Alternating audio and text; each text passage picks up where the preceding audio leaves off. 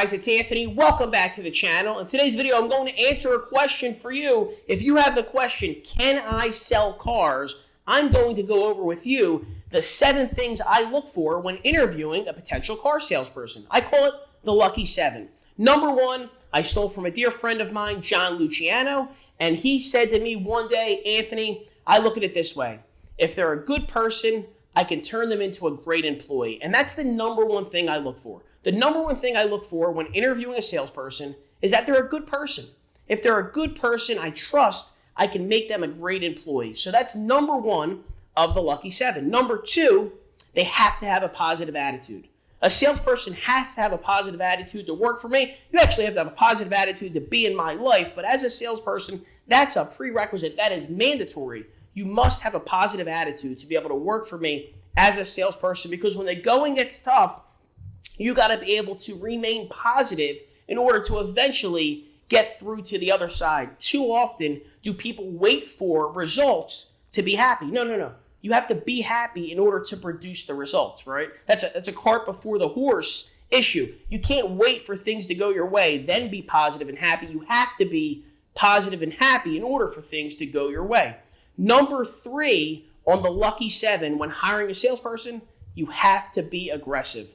We don't sit around and wait by the door. We breed wolves who are proactive, not reactive. We need to be aggressive. We have to constantly be in a relentless pursuit of our goals and our visions for ourselves. So when I'm looking for a salesperson, I'm looking for aggressiveness. I'm looking for somebody who wants to stay productive, not somebody who sits around and waits.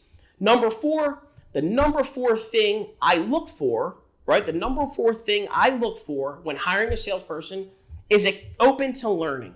Open to learning.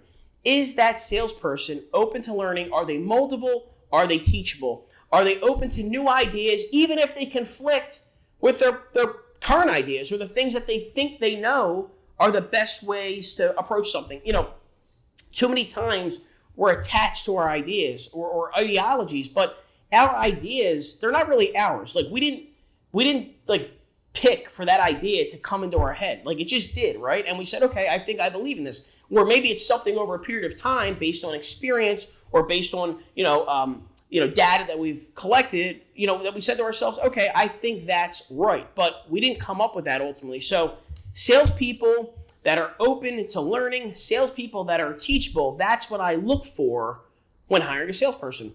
The number 5 thing I look for is accountability. If a salesperson is accountable, if they look themselves in the mirror every day and say to themselves, I was a little bit short today, I came up a little bit short, and it's because of me. I didn't breed the results that I'm looking for, and it's because of me. What more empowering thing than that? What an empowering thing to know that you control your own destiny, that you're not a victim of circumstance. And I look for that in salespeople because when things do go well, guess what? You can pat yourself on the back and said, these things happened. I created this, and it's all because of me and the positive attitude and the aggressiveness and the open to learning that I am, right? That I have. So I look for salespeople that are accountable. Number 6 and 7. Number 6, you have to have discipline. You have to have discipline to do the things every single day over and over again, even when you don't want to.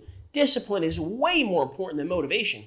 Motivation's like happiness or hunger. It's a feeling. It comes and goes. We can't control it. So if you only did the things you had to do when you were motivated, that's a very risky wager to make with yourself.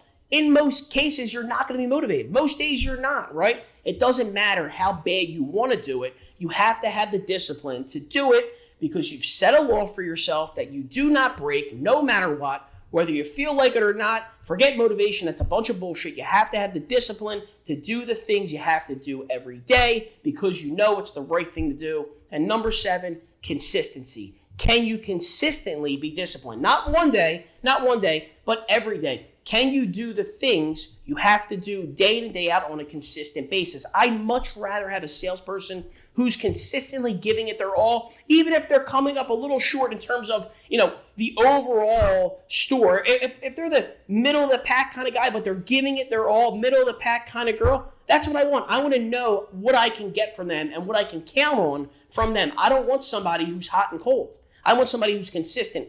If you think about sports, there's athletes that stay in professional sports for 20 years who were never superstars, never stars, maybe never even all-stars, but they were consistent. You knew exactly what you were getting when you signed them to your team. And that's very important to me. I want to know what I'm getting out of you. I don't want to have to guess every day which Joe am I going to get. I'm just using a random name. Or which Bob or Mike or Harry or Gina am I going to get.